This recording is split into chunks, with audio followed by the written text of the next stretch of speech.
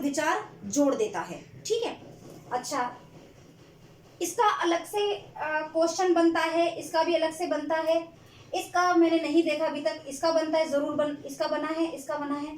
ठीक है, इसका भी बना है।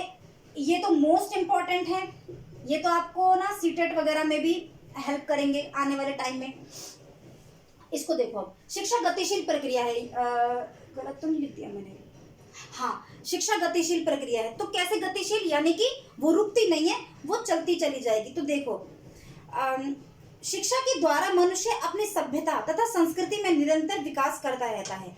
इस विकास के लिए उसकी एक पीढ़ी अपने ज्ञान तथा कला कौशल को दूसरी पीढ़ी को हस्तांतरित कर देता है। हस्तांतरित मतलब कि मतलब वही अपने ज्ञान को दूसरी पीढ़ी को वो दे देता है। जो हमने सीखा हम उसको अपने आने वाली पीढ़ी को सिखाएंगे। ठीक है, वही चीज है।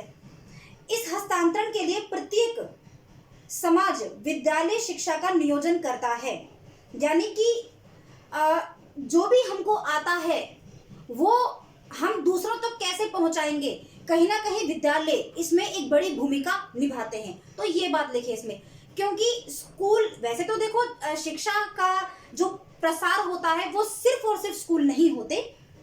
सबसे पहले शिक्षा किसी भी बच्चे की घर से ही शुरू होती है, फिर उसके बाद वो अपने एक समाज के छोटे से दायरे में जाता है, फिर उसके बाद वो स्कूल में जाता है। लेकिन जो स्कूल वाली शिक्षा जो होती है वो एक डायनेमिक शिक्षा होती है। वहां पर वो एक प्रकार से स्कूल में जो बच्चे का जाने का मतलब क्या है कि वो एक समाज में ही जा चुका है, क्योंकि वहां पर जो टीचर्स होते हैं वो उसको समाज के लिए तैयार करते हैं। तो स्कूल ले देके कहीं ना कहीं एक बड़ा रोल प्ले करते हैं। तो इसलिए इसमें ये लिखा है कि इस हस्तांतरण के लिए प्रत्येक समाज विद्यालय शिक्षा का नियोजन करता है।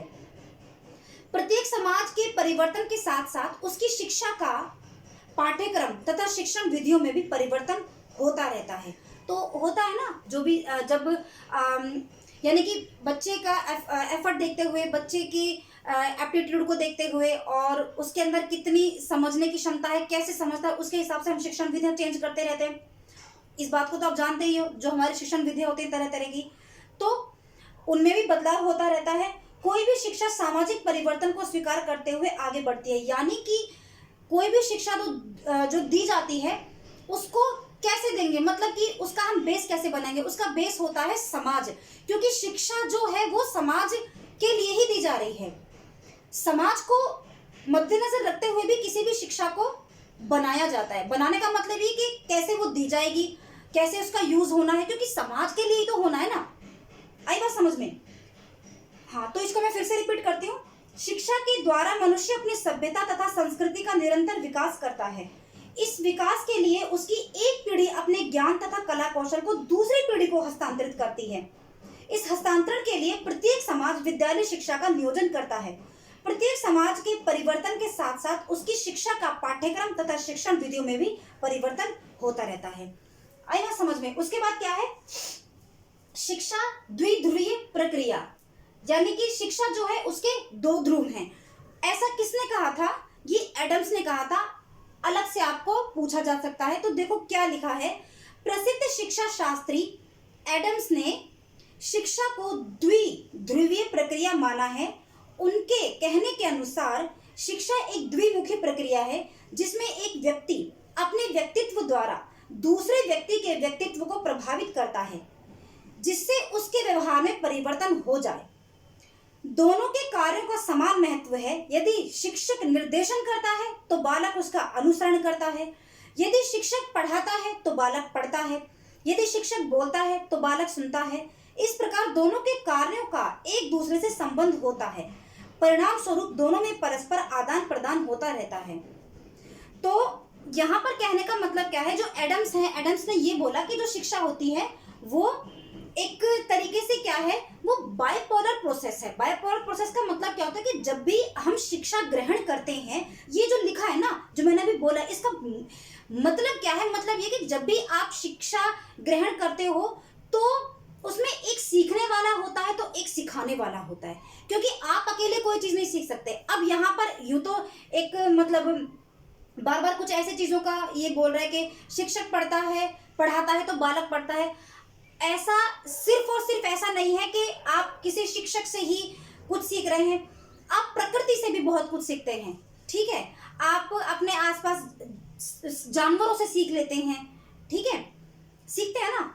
तो हम अपनी प्रकृति से भी बहुत कुछ सीख लेते हैं। जरूर नहीं कि इसमें वैसे देखो मनुष्य भी प्रकृति का हिस्सा होता है, लेकिन इसमें सिर्फ और सिर्फ जरूरी नहीं है कि टीचर से ही आप सब कुछ सीखेंगे। आप अपने पेरेंट्स से भी सीखते हैं, आप अपने छोटे भाई बहनों से सीखते हैं, आप राह चलते किसी भी व्यक्ति से कुछ भी सीख लेंगे। तो कहने का मतलब यह है कि जो शिक्षा होती है उसमें एक सिंगल व्यक्तित्व कभी नहीं होता है, एक सिंगल पर्सनैलिटी कभी नहीं होता है। आप कुछ ना कुछ भी सीख रहे हैं, उसमें एक सीखने और एक सिखाने वाला होता है। जो इसका जो मेन सेंट्रल है वो क्या है कि एक सीखने और एक सिखाने वाला जरूर होता है, अकेले ताली नहीं बजती। हो गई बात। तो लिखना इसको ऐसे ही जैसे बुक में लिखा हुआ है, क्योंकि देखो ये जो कॉन्सेप्ट होता है ना शिक्षा का, ये इतना वाइड है, इतना बड़ा है कि आप इस पे बैठ के ना घंटों इस पर चर्चा कर सकते हो। तो हमको लिखना ऐसा है कि जिसमें हमारी बात पूरी हो जाए और सामने वाले को समझ भी आ जाए। फिर इसके बाद क्या है, शिक्षा त्रिमुखी प्रक्रिया है। अब यहाँ पर तो थी द्विमुखी, द्विध्रुवी, यहाँ पर त्रिमुखी। अब त्रिमुखी कैसे है, तो देखो ये किसने कही थी, इसको ट्राइपोलर प्रोसेस भी कहते हैं। ये बात किसने कही, ये आपके जॉन डेवी ने कही है। जब आप सेकंड ईयर में आएंगे ना तो आपको बहुत अच्छे से पता चलेगा, ये जितने भी शिक्षाविद थे, जितने भी आपके बिहेवियरिस्ट थे, बहुत अच्छे से पता चलेगा।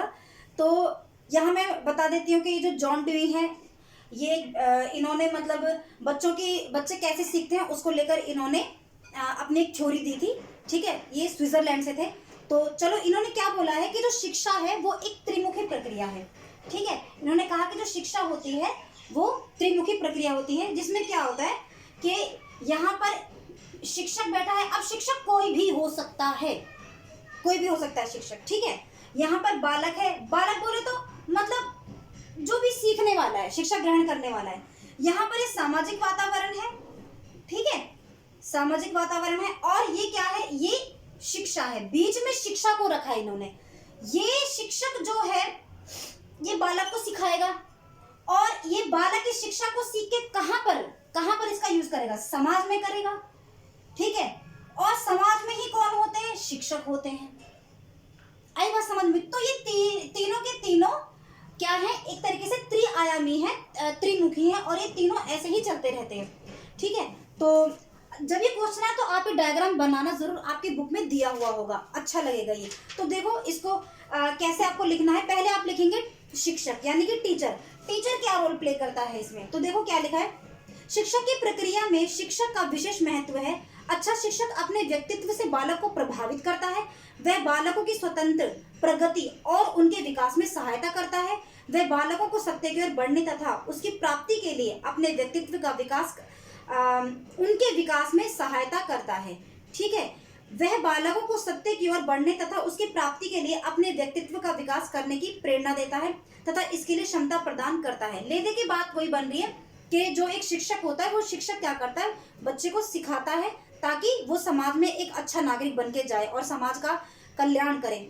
उसके बाद क्या है, बालक क्या काम कर रहा है इसमें, शिक्षा का दूसरा ध्रुव जो है वो बालक या शिक्षार्थी होता है, यानी कि लर्नर। मनोविज्ञान का विकास हो जाने के कारण आधुनिक विचारधारा में बालक भी बहुत बड़ा महत्व स्वीकार करता है। यानी कि जो मनोविज्ञान ये कहता है कि जो बच्चे होते हैं वही तो आने वाली पीढ़ी है, वही तो फिर आगे समाज को लेके करके जाएंगे। लिखना आपको यहाँ से, देखो यहाँ से लिखना है, बालक लिखने के बाद स्टार्ट यहाँ से करना। जो लाइन मैंने बोले ना बस वो समझने के लिए लिखना मत, भले ही स्टार्ट यहाँ से करना। समस्त शिक्षा बच्चे के लिए है, बच्चा शिक्षा के लिए नहीं है। अतः शिक्षा बाल केंद्रित होनी चाहिए तथा उसकी प्रक्रिया बालकों की रुचियों, अभिरुचियों, क्षमताओं तथा मनोवृत्तियों पर आधारित होनी चाहिए। अतः शिक्षा को बालक को सच्चे अर्थों से शिक्षित करने के लिए उसकी रुचियों, अभिरुचि तथा मनोवृत्ति का विकास करना चाहिए। अतः शिक्षक को अपने विषय का ज्ञान होने के साथ साथ बालक का भी पूर्ण ज्ञान होना चाहिए। तो कहने का मतलब यह है कि जब कोई भी शिक्षक किसी भी विद्यार्थी को या फिर किसी भी लर्नर को शिक्षा दे तो शिक्षक का जो शिक्षा होती है वो बच्चे के लिए होती है, ठीक है। यहाँ पर कोई दबाव नहीं होता है कि जबरदस्ती उसको कुछ सिखाया जाए। शिक्षा कैसी होनी चाहिए, बाल केंद्रित होनी चाहिए, क्योंकि शिक्षा से बच्चे का विकास होगा। ऐसे कोई जबरदस्ती कोई सिद्धांत नहीं बना दिए गए हैं, कोई जबरदस्ती कुछ तत्व नहीं बना दिए गए हैं कि बच्चों तुम्हें यही सीखना है, ठीक है। इसमें कोई रिजिडनेस नहीं होती है। आई बात समझ में। तीसरा पॉइंट क्या है? सामाजिक वातावरण। सामाजिक वातावरण शिक्षा का तीसरा ध्रुव है। व्यक्ति समाज में रहकर ही अपना विकास करता है, अतः व्यक्तिगत विकास के लिए समाज का विकास आवश्यक है। शिक्षा एक सामाजिक प्रक्रिया है। समाज में अलग रहकर बालक की शिक्षा को ही शिक्षा हो, ऐसा हो नहीं सकता। मनुष्य एक सामाजिक प्राणी है और वह समाज के संपर्क में आकर ही शिक्षा प्राप्त करता है। तो आई होप आपको ये समझ आया होगा। कोई दिक्कत हो, कोई प्रॉब्लम हो तो आप कमेंट बॉक्स में करना। 2 से 3 दिन तक यही यूनिट चलेगी, इसके बाद हम अपने इंग्लिश का कंटिन्यू करेंगे। तब तक के लिए thank you and good bye.